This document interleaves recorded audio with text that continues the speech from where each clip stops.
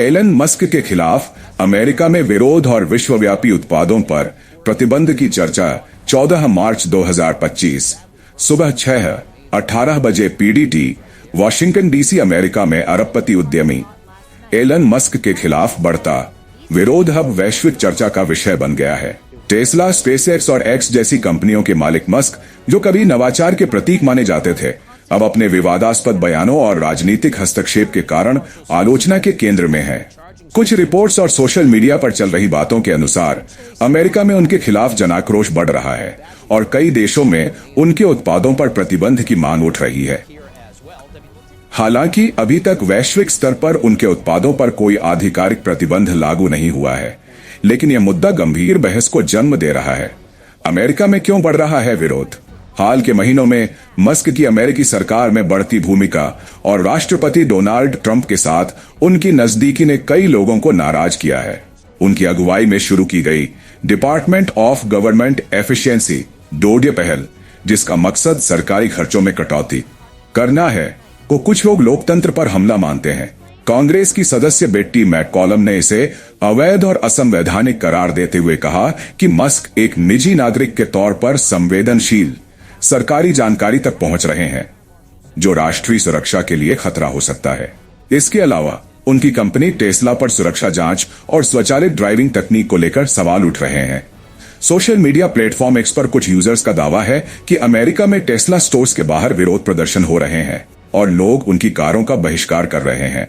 हालांकि इन दावों की स्वतंत्र पुष्टि नहीं हुई है, लेकिन यह मस्क की छवि पर असर डाल रहा है। क्या विश्व में प्रतिबंध की ओर बढ़ रही है दुनिया?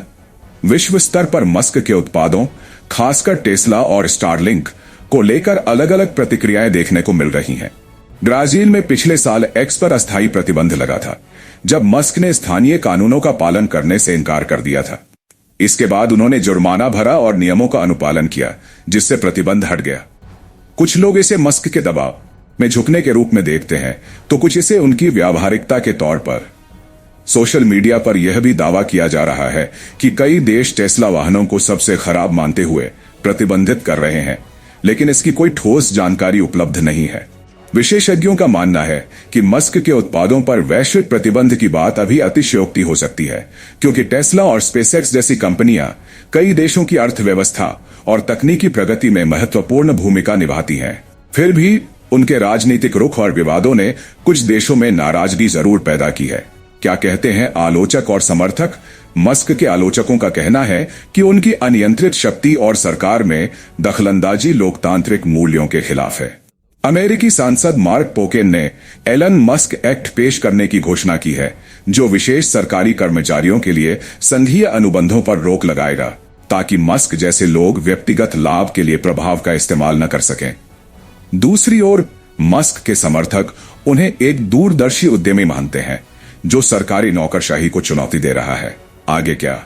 फिलहाल मस्क के उत्पादों पर विश्वव्यापी प्रतिबंध की कोई आधिकारिक पुष्टि नहीं है, लेकिन अमेरिका और अन्य देशों में उनके खिलाफ बढ़ता असंतोष उनकी कंपनियों के भविष्य पर सवाल उठा रहा है।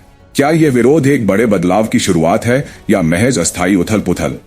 यह समय ही बताएगा। यह लेख उपलब्ध जानकारी और सोशल मीडिया पर चल रही चर्चाओं पर आधारित है। मस्क के उत्पादों पर विश्वव्यापी प्रतिबंध की कोई पक्की खबर नहीं है, इसलिए इसे संभावना के तौर पर प्रस्तुत किया गया है।